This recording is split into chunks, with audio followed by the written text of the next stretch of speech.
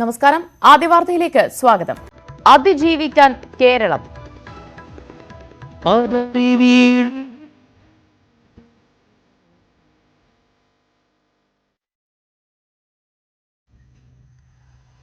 Covid ബാധിച്ച് ലോകത്ത് മരിച്ചവരുടെ എണ്ണം 27,000 പിന്നിട്ടു. 25 മണിക്കൂറിനിടെ 3000-ഓളം പേരാണ് മരിച്ചത്. സ്പെയിനിലും ഇറ്റലിയിലും സ്ഥിതി അതീവ ഗുരുതരമായി തുടരുകയാണ്.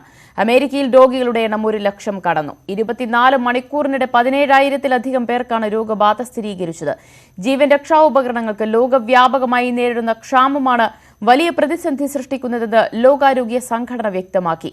ആഗോള സാമ്പത്തിക പ്രതിസന്ധിയുടെ തുടക്കമെന്ന് IMF-ഉം അറിയിച്ചു. വിവരങ്ങളുമായി സരുൺ എ ജോസ് ചേരുന്നു ഇന്റർനാഷണൽ ഡെസ്കിൽ നിന്ന്. സരുൺ, മരണം 27,000 പിന്നിട്ടിരിക്കുകയാണ്. എവിടെയും നിയന്ത്രിക്കാൻ കഴിയാത്ത തരത്തിൽ കോവിഡ് എല്ലാ രാജ്യങ്ങളിലും പടർന്നു പിടിക്കുന്ന സ്ഥിതി. എന്താണ് അവസ്ഥ നിലവിൽ?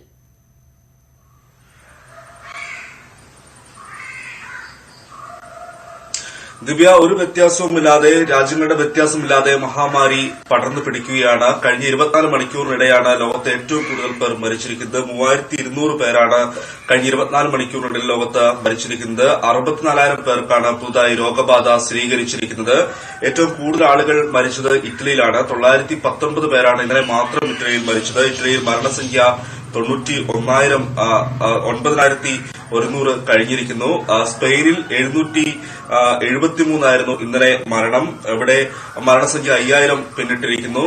ഏറ്റവും കൂടുതൽ രോഗബാധിതരുള്ളത് അമേരിക്കയിലാണ്. അമേരിക്കയിൽ രോഗബാധിതരുടെ എണ്ണം 1 ലക്ഷം പിന്നിട്ടുന്ന വാർത്തയാണ് ഇന്ന് ഏറ്റവും പുതുതായി നൽകാനുള്ളത്. 18,000 പേർക്കാണ് പുതുതായി രോഗബാധ ഉണ്ടായിരിക്കുന്നത്. കഴിഞ്ഞ ദിവസമാണ് അമേരിക്ക രോഗബാധിതരുടെ എണ്ണത്തിൽ ചൈനയെയും ഇറ്റലിയെയും മറികടന്നത്. അവിടെ 17,000 പേർക്കായിരുന്നു കഴിഞ്ഞ ദിവസം പുതുതായി രോഗബാധ ഉണ്ടായതെങ്കിൽ ഇന്ന് 18,000 പേർക്ക് പുതുതായി രോഗബാധ ഉണ്ടായിരിക്കുന്ന വിവരമാണ് പുറത്തുവരുന്നത്. അമേരിക്കയിൽ ഈ മെഡിക്കൽ പരിശോധനാ കിറ്റുകളുടെയും അതുപോലെ തന്നെ വെന്റിലേറ്ററുകളുടെയും അഭാവമാണ് അവിടെ ഏറ്റവും പ്രതിസന്ധിയിലാക്കുന്നത്. വെന്റിലേറ്ററുകൾ കൂടുതൽ നിർമ്മിക്കുന്നതിന് ജനറൽ മോട്ടോഴ്സ് കമ്പനിയുമായി അമേരിക്കൻ പ്രസിഡന്റ് ഡൊണാൾഡ് ട്രംപ് കരാറിൽ ഒപ്പിട്ടിരിക്കുന്നു. 40,000 വെന്റിലേറ്ററുകൾ നിർമ്മിച്ചു നൽകുമെന്നാണ് ജനറൽ മോട്ടോഴ്സ് കമ്പനി അറിയിച്ചിരിക്കുന്നത്. അതുപോലെ തന്നെ അമേരിക്കയിൽ സെനറ്റ് കഴിഞ്ഞ ദിവസം പാസാക്കിയ $2 ലക്ഷം കോടി സാമ്പത്തിക ഉത്തേജക പാക്കേജിന് കഴിഞ്ഞ ദിവസം ഇന്നലെ രാത്രി ജനപ്രതിനിധി സഭയും അംഗീകാരം നൽകിയിരിക്കുന്നു. ഇതിലൂടെ അമേരിക്കയുടെ സമ്പദ് വ്യവസ്ഥയെ ഒരുവിധം പിടിച്ചു നിർത്താൻ കഴിയുമെന്നാണ് അമേരിക്കൻ ഭരണകൂടത്തിന്റെ പ്രതീക്ഷ. അതേസമയം സാധാരണക്കാർക്ക് ഉതകുന്ന രീതിയിൽ ഇത് പണം ചെലവഴിക്കണമെന്ന ആവശ്യമാണ് ഡെമോക്രാറ്റുകൾ ഉയർത്തിയത്. ആഫ്രിക്കൻ രാജ്യങ്ങളിൽ ആണ് കാര്യമായി ഇതുവരെ കോവിഡ് പടർന്നു പിടിക്കാത്തത്. ഇവിടെ 3000 പേർക്കാണ് ആഫ്രിക്കൻ രാജ്യങ്ങളിൽ കോവിഡ് ബാധിച്ചിട്ടുള്ളത്. 8 രാജ്യങ്ങളിൽ കോവിഡ് സ്ഥിരീകരണം ലഭിച്ചിട്ടില്ല. ബുറുണ്ടി, ബൊത്സ്വാന തുടങ്ങിയ രാജ്യങ്ങളിലാണ് ഇതുവരെയും കോവിഡ് സ്ഥിരീകരിക്കാത്ത രാജ്യങ്ങളുള്ളത്. ലോകത്ത് ആകെ മരണസംഖ്യ 27,000 കടന്നിരിക്കുന്നു. രോഗബാധിതരുടെ എണ്ണം 6 ലക്ഷമാകുന്നു. സരുൺ, വലിയ സാമ്പത്തിക പ്രതിസന്ധിയിലേക്ക് തന്നെ കാര്യങ്ങൾ നീങ്ങുന്നു എന്നാണ് IMF പറയുന്നത്. അമേരിക്കയെ അടക്കം പിടിച്ചു കുലുക്കുന്ന തരത്തിൽ കോവിഡ് പടരുമ്പോൾ ഇതിനെ ലോകാരോഗ്യ സംഘടനയൊക്കെ ഈ സാഹചര്യത്തെ എങ്ങനെയാണ് വിലയിരുത്തുന്നത്?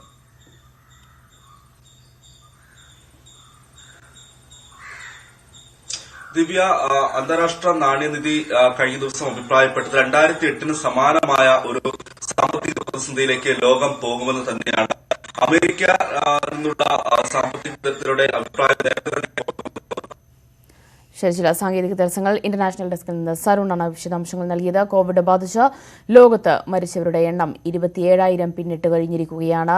ഏറ്റവും കൂടുതൽ ഇപ്പോൾ രോഗബാധിതരുള്ളത് അമേരിക്കയിൽ തന്നെയാണ്. 17,000-ലധികം പേർക്കാണ് ഒരൊറ്റ ദിവസം കൊണ്ട് അമേരിക്കയിൽ രോഗബാധ സ്ഥിരീകരിച്ചിരിക്കുന്നത്. വലിയ പ്രതിസന്ധിയിലേക്കും തന്നെ കാര്യങ്ങൾ പോകുന്നുവെന്നാണ് ലോകാരോഗ്യ സംഘടനയൊക്കെ നിരീക്ഷിക്കുന്നത്. ഗൾഫ് മേഖലയിലും കോവിഡ് പടർന്നു. UAE-യിൽ 23 ഇന്ത്യക്കാരടക്കം 72 പേർക്ക് കൂടി ഇന്നലെ കോവിഡ് സ്ഥിരീകരിച്ചതോടെ അതീവ ജാഗ്രതയിലാണ് ഗൾഫ് രാജ്യങ്ങൾ. ദുബായിൽ നിന്ന് സജിത സഞ്ജിത്ത് തയ്യാറാക്കിയ റിപ്പോർട്ട്. UAE-യിൽ 72 പേർക്ക് കൂടി COVID-19 കൊറോണ വൈറസ് ബാധ സ്ഥിരീകരിച്ചതോടെ രാജ്യത്ത് രോഗബാധ സ്ഥിരീകരിക്കുന്നവരുടെ എണ്ണം 405 ഉയർന്നിട്ടുണ്ട്. 3 പേർ രോഗമുക്തി നേടി. ഇതോടെ രോഗമുക്തി നേടിയവരുടെ എണ്ണം 55 ഉയർന്നു. ശ്വാസകോശ സംബന്ധമായ അസ്വസ്ഥതകൾ അനുഭവപ്പെടുന്നവർ ആൾക്കൂട്ടങ്ങളിൽ നിന്നും വിട്ടുനിൽക്കണമെന്ന് ആരോഗ്യ മന്ത്രാലയം നിർദ്ദേശിക്കുന്നു. അതോടൊപ്പം തന്നെ കിംവദന്തികൾ പ്രചരിപ്പിക്കരുത് എന്നുള്ള ഒരു മുന്നറിയിപ്പ് കൂടി ആരോഗ്യ മന്ത്രാലയം നൽകുന്നുണ്ട്. മാത്രമല്ല UAE-യിൽ അണുനശീകരണ യജ്ഞം നടക്കുകയാണ്. 3 ദിവസത്തെ അണുനശീകരണ യജ്ഞമാണ് രാജ്യത്ത് നടക്കുന്നത്. 72 പേർ രോഗബാധ സ്ഥിരീകരിച്ച 72 പേരിൽ 23 പേർ ഇന്ത്യക്കാരാണ് എന്നുള്ളതും ആരോഗ്യ മന്ത്രാലയം സ്ഥിരീകരിക്കുന്നുണ്ട്. അതോടൊപ്പം തന്നെ സൗദി അറേബ്യയിൽ കഴിഞ്ഞ ദിവസം 92 പുതിയ കേസുകളാണ് റിപ്പോർട്ട് ചെയ്തത്. ഇതോടെ രോഗബാധ സ്ഥിരീകരിക്കുന്നവരുടെ എണ്ണം 1104 ഉയർന്നിട്ടുണ്ട്. അതിൽ തന്നെ ഏറ്റവും സുപ്രധാനമായിട്ടുള്ള ഒരു കാര്യം 92 പേർക്ക് രോഗബാധ സ്ഥിരീകരിച്ചതിൽ 46 റിപ്പോർട്ട് ചെയ്തിരിക്കുന്നത് റിയാദിൽ നിന്നാണ് എന്നുള്ളതാണ്. ഖത്തറിൽ മൊത്തം രോഗബാധ സ്ഥിരീകരിച്ചവരുടെ എണ്ണം 562 ഏറ്റവും ഒടുവിൽ ലഭിക്കുന്ന കണക്കുകൾ പ്രകാരം. കുവൈറ്റിൽ 225 പേരിലും ഒമാനിൽ 131 പേരിലും ബഹ്റിനിൽ 446 പേരിലും COVID-19 കൊറോണ വൈറസ് ബാധ ഇതുവരെ സ്ഥിരീകരിച്ചിട്ടുണ്ട്. ലഭ്യമാകുന്ന ഔദ്യോഗിക വിവരങ്ങൾ പ്രകാരം. ജസ്ദ സഞ്ജിത്ത്, ദുബായ്. ചൈനയ്ക്കൊപ്പം തുടക്കത്തിൽ കോവിഡ് പടരുകയും വേഗത്തിൽ നിയന്ത്രണ വിധേയമാകുകയും ചെയ്ത രാജ്യമാണ് ദക്ഷിണ കൊറിയ. കോവിഡ് പ്രതിരോധത്തിന് അമേരിക്കയടക്കം ദക്ഷിണ കൊറിയയോട് സഹായം അഭ്യർത്ഥിക്കുകയാണ്. ദക്ഷിണ കൊറിയയിൽ കോവിഡ് ICUവിൽ നിന്നുള്ള കാഴ്ചകൾ ഇങ്ങനെയാണ്. സോളിലെ നാഷണൽ മെഡിക്കൽ സെന്ററിലെ ICUവിൽ ഡ്യൂട്ടിക്ക് ഒരുങ്ങുകയാണ് നഴ്സ്. ഗുരുതരാവസ്ഥയിലുള്ള രോഗബാധിതരാണ് ഇവിടെ ചികിത്സയിലുള്ളത്. 2 മണിക്കൂർ ഷിഫ്റ്റ് സമ്പ്രദായമാണ് ആശുപത്രിയിൽ. ശ്വസന സംവിധാനമടക്കം ധരിച്ച് ICUവിലെ ജോലി. സുരക്ഷാ വസ്ത്രങ്ങൾ ധരിച്ച് കൂടുതൽ സമയം നിൽക്കാൻ കഴിയില്ല. 140-ൽ ഒരാൾക്കെന്ന കണക്കിലാണ് ദക്ഷിണ കൊറിയയിൽ covid test. International desk, news 18.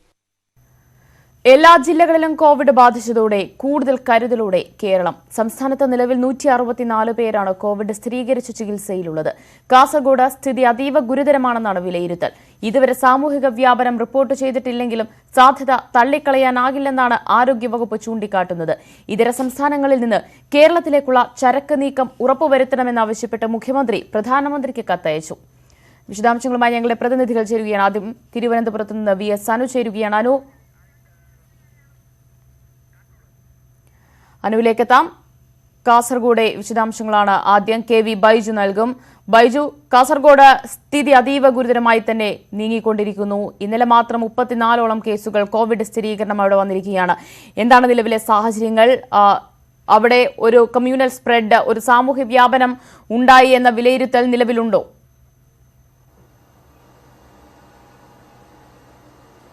ദിവ്യ, ഒരു സാമൂഹ്യ വ്യാപനത്തിലേക്ക് കാസർഗോഡ് ജില്ല ഇതുവരെ എത്തിയിട്ടില്ല എന്നാണ് കണക്കുകൾ സൂചിപ്പിക്കുന്നത്. അതേസമയം ആശങ്ക തുടരുന്നു. ജില്ലയിലെ വലിയ തോതിലുള്ള ആശങ്ക ഓരോ ദിവസവും കൂടി വരുന്നു എന്നതാണ് നമുക്ക് ഇപ്പോൾ റിപ്പോർട്ട് ചെയ്യാനുള്ളത്. 34 പേർക്കാണ് ഇന്നലെ മാത്രം ഇത്തരത്തിൽ കോവിഡ് സ്ഥിരീകരിച്ചത്. ഇതിൽ 11 പേർ തദ്ദേശീയരാണ്.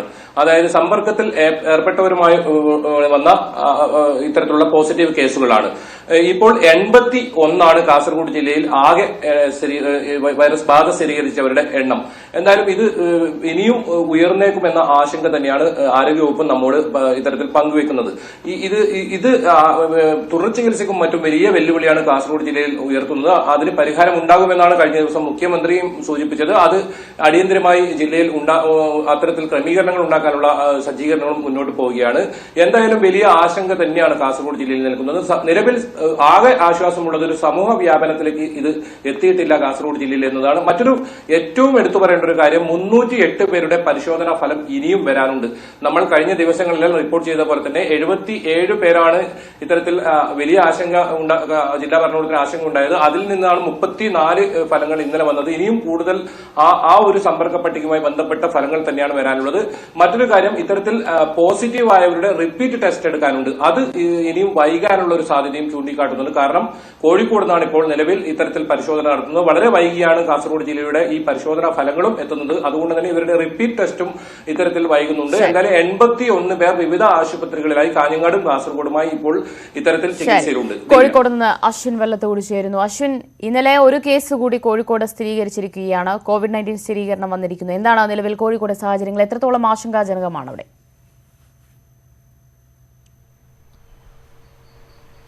ദിവ്യ, നിലവിൽ ഇന്നലെ സ്ഥിരീകരിച്ച ഒരു കേസ് ഉൾപ്പെടെ 6 പേരാണ് കോഴിക്കോട് ജില്ലയിൽ COVID-19 ബാധിതരായിട്ടുള്ളത്. അതുകൂടാതെ 2 കാസർഗോഡ് സ്വദേശികളും 1 കണ്ണൂർ സ്വദേശിയും കോഴിക്കോട് മെഡിക്കൽ കോളേജ് ആശുപത്രിയിൽ ചികിത്സയിലുണ്ട്. അങ്ങനെ കോഴിക്കോട് മാത്രം ചികിത്സയിലുള്ള കോവിഡ് ബാധിതരുടെ എണ്ണം 9ആയി.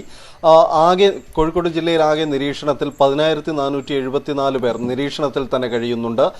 ഈ COVID-19 വാർഡുകളിൽ, അതായത് ഐസൊലേഷൻ വാർഡുകളിൽ മാത്രം 35 പേർ കഴിയുന്നു. ഇനി 28 റിസൾട്ടുകൾ വരാനുണ്ട്. അത് ഇന്ന് തന്നെ ലഭിക്കും എന്നുള്ളൊരു പ്രതീക്ഷയുണ്ട്. ഇന്നലെ ലഭിച്ച റിസൾട്ടുകളിൽ നിന്നാണ് ഒരു പോസിറ്റീവ് കേസ് വന്നത്. അതിനു മുൻപുള്ള 2 ദിവസങ്ങളിലും COVID-19 പോസിറ്റീവ് കേസുകൾ കോഴിക്കോട് ജില്ലയിൽ റിപ്പോർട്ട് ചെയ്തിരുന്നില്ല. ഏതായാലും അതീവ ജാഗ്രതയിൽ തന്നെയാണ് ജില്ല. കഴിഞ്ഞ ദിവസങ്ങളിലെല്ലാം ലോക്ക്ഡൌണിന്റെ ഭാഗമായി വലിയ കർശനമായ പരിശോധന നടത്തി വരികയായിരുന്നു. 731 വാഹനങ്ങളാണ് കോഴിക്കോട് ജില്ലയിൽ ആകെ പിടിച്ചെടുത്തത്. ഇന്ന് രാവിലെ മുതൽ തന്നെ പരിശോധന വീണ്ടും കർശനമായി തുടങ്ങിയിരിക്കുന്നു. പക്ഷേ ഈ പരിശോധനയ്ക്കിടയിലും അവശ്യ വസ്തുക്കൾ ലഭിക്കുന്ന സ്റ്റോറുകൾ നിർബന്ധമായും തുറക്കണമെന്ന് ജില്ലാ കലക്ടറുടെ ഭാഗത്ത് നിന്ന് അറിയിപ്പ് വരുന്നു. പലയിടങ്ങളിലും സാധനങ്ങൾ കിട്ടാനില്ലാത്ത ഒരു അവസ്ഥ റിപ്പോർട്ട് ചെയ്തിരുന്നു കഴിഞ്ഞ ദിവസങ്ങളിലെല്ലാം. അത്തരം അവസ്ഥയുണ്ടാകരുത്. അത് മാത്രമല്ല, സാധനങ്ങൾ വില കൂട്ടി വിൽക്കുന്ന ഉൾപ്പെടെയുള്ള അവസ്ഥയുണ്ടാകരുത്. ഇതിന് കൃത്യമായി വില നിശ്ചയിച്ചിട്ടുണ്ട്. ഓരോ സാധനങ്ങൾക്കും വില നിശ്ചയിച്ചിട്ടുണ്ട്. ഇതിലധികം തുക ഈടാക്കുന്നുണ്ടോ എന്നറിയാൻ വേണ്ടി പ്രത്യേകം സ്ക്വാഡുകളും രൂപീകരിച്ചിട്ടുണ്ട്. തിരുവനന്തപുരത്ത് നിന്ന് VS അനു ചേരുന്നു. തിരുവനന്തപുരത്തെ സ്ഥിതി എങ്ങനെയാണ്? ഇനിയും എത്രത്തോളം പരിശോധനാ ഫലങ്ങളൊക്കെ വരാനിരിക്കുന്നു? അതിൽ എത്രത്തോളം പ്രതീക്ഷയുണ്ട്? ഒപ്പം ഈ സാഹചര്യങ്ങളെ, കോവിഡിന്റെ വൈറസ് വ്യാപനം കൂടുന്ന സാഹചര്യങ്ങൾ എങ്ങനെയാണ് സർക്കാർ നിരീക്ഷിക്കുന്നതും വിലയിരുത്തുന്നതും? തിരുവനന്തപുരത്തെ സംബന്ധിച്ച് 5 പേരാണ് ഇപ്പോൾ നിലവിൽ COVID-19 ബാധിച്ച് ചികിത്സയിലുള്ളത്. ഏതായിരുന്നാലും മറ്റു വലിയ പോസിറ്റീവ് കേസുകൾ ഉണ്ടാകുന്നില്ല. കഴിഞ്ഞ ദിവസം തിരുവനന്തപുരത്തിന്റെ ലിസ്റ്റിൽ ഉണ്ടായ തന്നെ മലപ്പുറം സ്വദേശിയാണ്. അദ്ദേഹം ദുബായിൽ നിന്ന് തിരുവനന്തപുരത്ത് എത്തിയതാണ്. അദ്ദേഹത്തെയാണ് തിരുവനന്തപുരത്തെ ലിസ്റ്റിലേക്ക് ഉൾപ്പെടുത്തിയിട്ടുള്ളത്. നിലവിൽ 3 പേരാണ് നിലവിൽ രോഗത്തിൽ നിന്ന് മുക്തരായി വന്നിട്ടുള്ളത്. മറ്റു സംവിധാനങ്ങൾ, ഈ ഏറ്റവും പ്രധാനപ്പെട്ട കാര്യം, സംസ്ഥാനത്ത് ഇന്നലെ മാത്രം 39 പേർക്കാണ് COVID-19 സ്ഥിരീകരിച്ചിട്ടുള്ളത്. ഇതിൽ 25 പേർ വിദേശികളാണ്. ബാക്കി മറ്റ് 13 പേർ ഈ കോണ്ടാക്റ്റുമായി ബന്ധപ്പെട്ട് ഉണ്ടായവരാണ്. ഒരാളുടെ കാര്യത്തിൽ കൃത്യമായ വിവരമില്ല എന്നുള്ളതാണ് മുഖ്യമന്ത്രി ഇന്നലെ വ്യക്തമാക്കിയത്. ഇതോടുകൂടി സംസ്ഥാനത്ത് ആകെ COVID-19 ബാധിച്ചവരുടെ എണ്ണം 164 ആയിരിക്കുന്നു. 1,10,229 പേരാണ് സംസ്ഥാനത്ത് ആകെ COVID-19 നിരീക്ഷണത്തിലുള്ളത്. ഇതിൽ 616 പേർ ആശുപത്രികളിലാണ്. 5,679 സാമ്പിളുകൾ ഇന്നലെ പരിശോധനയ്ക്ക് അയച്ചതിൽ 4,448 നെഗറ്റീവ് ആണെന്നുള്ളതാണ് ഏറ്റവും പ്രധാനപ്പെട്ട കാര്യം. എന്നാൽ മറ്റൊരു പ്രധാനപ്പെട്ട ആശങ്ക വരുത്തുന്ന കാര്യം, ഇന്നലെ കൊല്ലത്ത് ഒരു കേസ് കൂടി റിപ്പോർട്ട് ചെയ്തിട്ടുണ്ട്. അതോടുകൂടി സംസ്ഥാനത്തെ എല്ലാ ജില്ലകളിലും ഈ COVID-19 സ്ഥിരീകരിച്ചിരിക്കുന്നു, അണുവ്യാപനം സ്ഥിരീകരിച്ചിരിക്കുന്നു എന്നുള്ളതാണ് ഏറ്റവും ആശങ്കയോടെ കാണേണ്ട മറ്റൊരു കാര്യം. ഏതായിരുന്നാലും ഇന്നിപ്പോൾ മുഖ്യമന്ത്രി പിണറായി വിജയൻ പ്രധാനമന്ത്രി നരേന്ദ്രമോദിക്ക് കത്തയച്ചിട്ടുണ്ട്. 2 കാര്യങ്ങളാണ് ഇക്കാര്യത്തിൽ പ്രധാനമായും എടുത്തു കാട്ടിയിട്ടുള്ളത്. ഒന്ന്, മംഗലാപുരത്ത് അടക്കം ചികിത്സയ്ക്ക് പോകുന്ന ഒരുപാട് രോഗികളുണ്ട് കാസർഗോഡ്, ഈ ഡയാലിസിസ് അടക്കമുള്ളവ ചെയ്യുന്നതിന്. പക്ഷേ കർണാടക ഈ അതിർത്തികൾ പലയിടത്തും മണ്ണിട്ട് ഈ ഗതാഗതം തടയുന്നതായി ഇന്നലെ മുഖ്യമന്ത്രി വ്യക്തമാക്കിയിരുന്നു. Chief secretary Tom Jose Karnataka chief secretary ബന്ധപ്പെട്ട് മാറ്റണമെന്ന് ആവശ്യപ്പെടുകയും മാറ്റാമെന്ന് അദ്ദേഹം നൽകുകയും ചെയ്തു. എന്നാൽ ഇക്കാര്യത്തിൽ തീരുമാനമായിട്ടില്ല.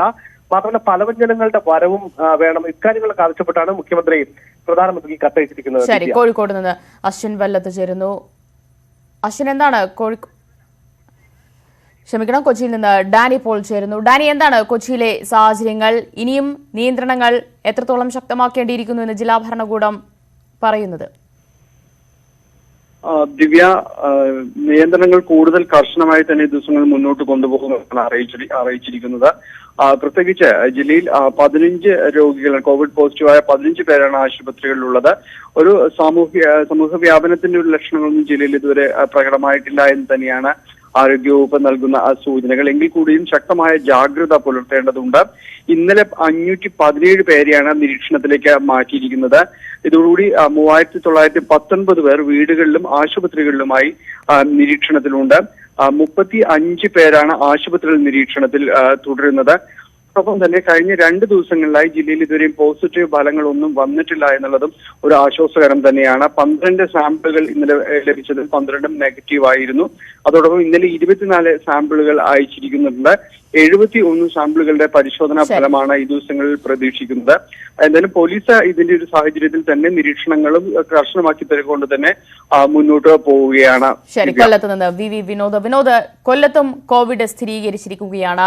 ഇതിനുള്ള സാധ്യത കണക്കിലെടുത്ത് നേരത്തെ തന്നെ അതിശക്തമായിരുന്നു അവിടെ നിയന്ത്രണങ്ങളും പരിശോധനയും കാര്യങ്ങളും ഒക്കെ. പക്ഷേ ഒരു കേസ് അവിടെ റിപ്പോർട്ട് ചെയ്തിരിക്കുകയാണ്. ജില്ലാ ഭരണകൂടം എങ്ങനെ നിരീക്ഷിക്കുന്നു? ഇനി എത്രത്തോളം വരെ കൂടുതൽ നിരീക്ഷണ ലിസ്റ്റിലേക്കും കാര്യങ്ങളിലേക്കും ഉൾപ്പെടുത്തേണ്ടി വരും? ദിവ്യ, ഒരു കേസ് മാത്രമാണ് റിപ്പോർട്ട് ചെയ്തിട്ടുള്ളതെങ്കിലും മുൻകരുതലുകൾ എന്ന നിലയ്ക്ക് ഏറ്റവും ശക്തമായി തന്നെ കാര്യങ്ങൾ മുന്നോട്ട് പോകുന്നു. ഏതാണ്ട് 17,000-ഓളം പേരെ ഇതിനകം തന്നെ ഗൃഹനിരീക്ഷണത്തിലാക്കിയിട്ടുണ്ട്. 18ഓളം പേർ പാരിപ്പള്ളി മെഡിക്കൽ കോളേജ് ആശുപത്രിയിൽ ചികിത്സയിലുണ്ട്.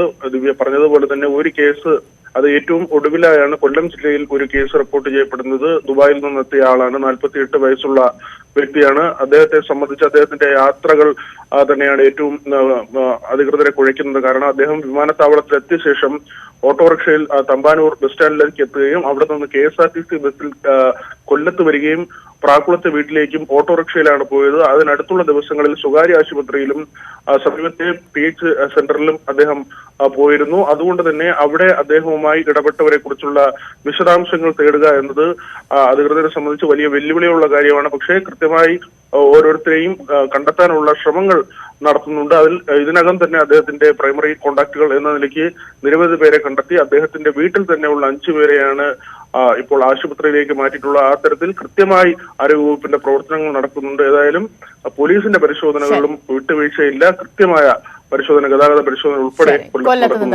വി വിനോദാണ് വിശദാംശങ്ങൾ നൽകിയത്. പാലക്കാട് കോവിഡ് സ്ഥിരീകരിച്ച കാരാക്കുറിശി സ്വദേശിയിൽ നിന്നും സാമൂഹ്യ വ്യാപനമുണ്ടായെന്ന സംശയത്തെ തുടർന്ന് പ്രദേശത്ത് അണുനശീകരണം നടത്തി ഫയർഫോഴ്സ്. കോവിഡ് ബാധിതൻ പോയ പള്ളിയിലും ആശുപത്രിയിലുമെല്ലാമാണ് അണുനശീകരണം നടത്തിയത്. രോഗിയുമായി സമ്പർക്കം പുലർത്തിയ എല്ലാവരോടും നിരീക്ഷണത്തിൽ തുടരാൻ ആരോഗ്യവകുപ്പ് നിർദ്ദേശിച്ചു. കോവിഡ് സ്ഥിരീകരിച്ച കാരാക്കുറിശി സ്വദേശിക്ക് 200-ലേറെ പേരുമായി നേരിട്ട് സമ്പർക്കമുണ്ടായി എന്ന് വ്യക്തമായതോടെയാണ് പ്രദേശത്ത് പ്രതിരോധ നടപടികൾ ശക്തമാക്കിയത്.